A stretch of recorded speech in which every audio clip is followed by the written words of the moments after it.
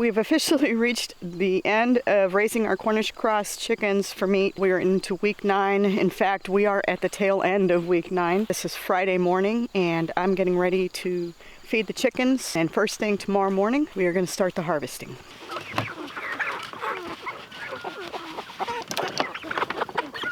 We're going to do our final chores, going to move the tractor to make sure that they're on fresh grass and as clean as possible. They've been doing absolutely great, and they have gotten huge. I have several that I know are more than 8 pounds just by looking at them. They're just chunky chickens. We're back out here. We're gonna do our evening chores for the day. We're gonna give the chickens their last meal and start preparing for a busy day tomorrow. At this point, we're gonna be doing the butchering in the morning, first thing. So they're going to have roughly 12-13 hours for that food to process and go through their system. So they should be pretty cleared out by then. Some folks like to do 6 to 8 hours. I like to do 12 just to keep it safe, make sure that there's nothing in their system, make sure that their crop is completely clear once we get to the butchering day. We're going to go ahead and let them enjoy that. And first thing tomorrow morning, we'll be out here getting ready to stock our freezer, guys.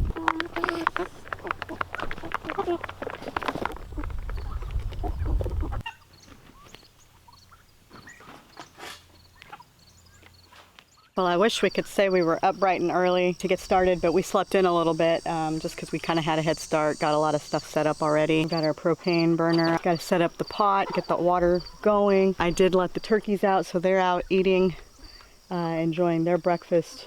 The Cornish crosses are still in the tractor, so they're just kind of hanging out there. Matt just got done sharpening our knife. Pretty scary. Pretty excited about getting to use this again. So we did do a giveaway a while back. I guess it was last year for this particular knife. Matt ended up actually making a whole new knife for the giveaway. Pretty excited about getting to use that knife again. Our cooler is ready to go. We've got our ice bath in there.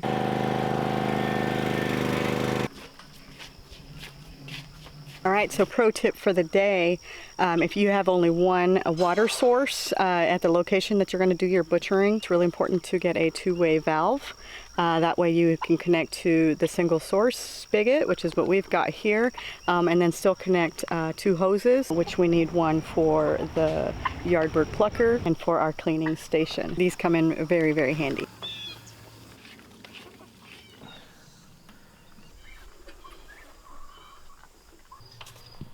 We found our pot. Woohoo! I gotta clean it up. Close. I wanted to show you guys our kind of setup here just for flow to make sure everything is moving smoothly. Got our chicken tractor back here. The cool thing about it, like the more I think about it now, that little ramp door that I attached to the tractor is going to make it much easier to get our chickens out, because as soon as that ramp opens, they've been trained to like head out. Probably the #1 most complained about thing about the Joel Salatin style tractors is how difficult it is to get the chickens out of there. So I think this little ramp door is going to kind of help that. Here by our opening, we've got our tractor.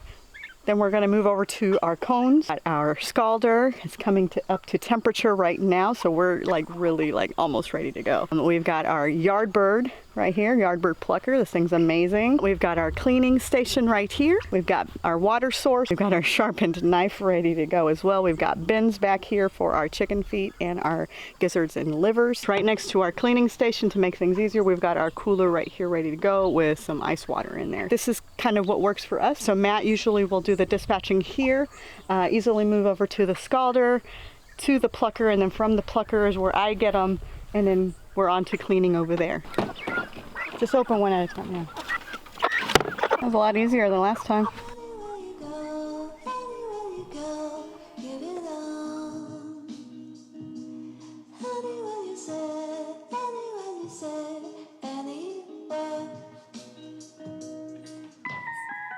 So 9 weeks of work going into raising our Cornish crosses, knowing everything that's gone into them, what kind of feed they've had, the type of environment they've been living in. All of those things just kind of culminate into this like one day where we get to process them and make them into food. One of the things they touched on at the Ozarks Homesteading Expo processing demo was that key moment where the Cornish cross goes from a living animal to food. And that moment happens to be different for everyone, and it's just one of those things that happens when you're actually in the process, in that moment. I just thought it was a really interesting observation because it is true. There is that moment where in your mind, like mentally, there's that shift from live animal to food and sustenance. Well, a couple hours later, we're done. We're getting ready to clean up. Matt's already starting to put away everything. The cones are put away, our plucker's been washed, put away. Now we just got to clean out the rest of the stuff, but we've got a freezer full of nice plump chicken. Well, we ran the knife through its paces again. It performed really, really well. In fact, a little too well. I had a little mishap there, so yeah, that was fun. Anyway, we got through it. I think Matt also nicked himself on that end, but we're all right. We're alive. We still have all of our fingers. It's a lot more quiet out here now that the chickens are processed. We're gonna wrap it up here, and then tomorrow morning we get to bag them and toss them in the freezer, and we're ready to go. Well, Matt's already out here getting stuff ready for us to bag chickens. Got done with our chores this morning, feeding the turkeys, our egg layers, and our ducks as well. I also had to go get some chores done at the neighbor's house since they're out of town. I had to feed their rabbits and their mean rooster, who wasn't mean to me, but I was warned that he was kind of a meanie, so I was prepared for that. I am definitely no stranger to mean roosters, that's for sure. We came out late yesterday and added some more ice to the cooler, just making sure that they stay cool. We've got some turkeys that are kind of enjoying their space. Being silly. There's the hubby getting our propane ready. We are beat. Yesterday it wasn't even a long day, it was just taxing. It was hot. Yeah, it got hot as we were getting into it, and it kind of wears on you. I know he's got sunburn, and I got a nice little farmer tan, so. Well, it's easier when you start out brown. Yeah, true.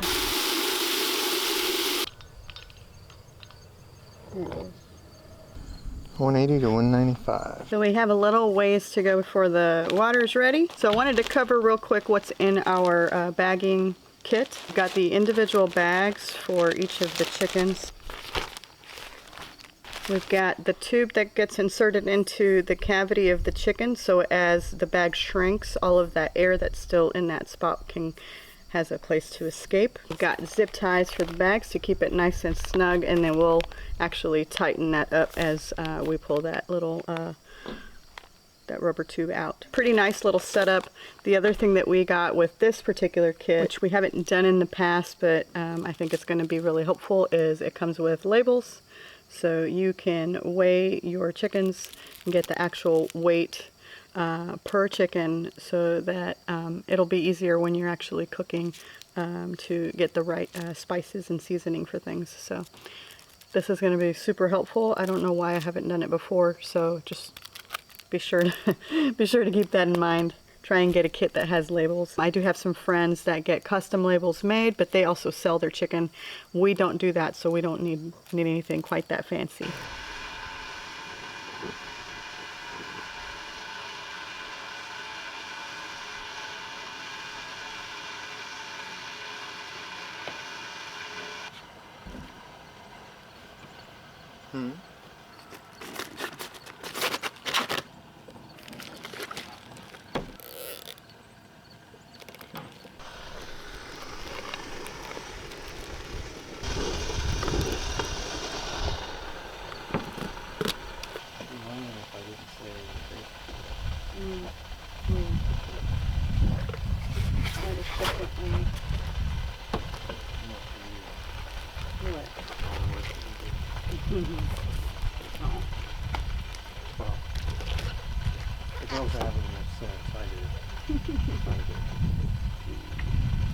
Well, that's a wrap. But look at this. This looks amazing. We're done. Everything's shut off. Time to clean up, wash the cooler, and get it ready so we can put the chickens back in there and get to the house. So we can go ahead and start putting the chickens in the freezer. But before we do that, we're going to weigh them, put the stickers on them so that we know where we're at. We're also going to take a tally of the pounds of chicken that we were able to raise in just 9 weeks. And we're going to share that in our next video as a recap of our Raising Cornish Cross Chickens for Meat series. So stay tuned for that.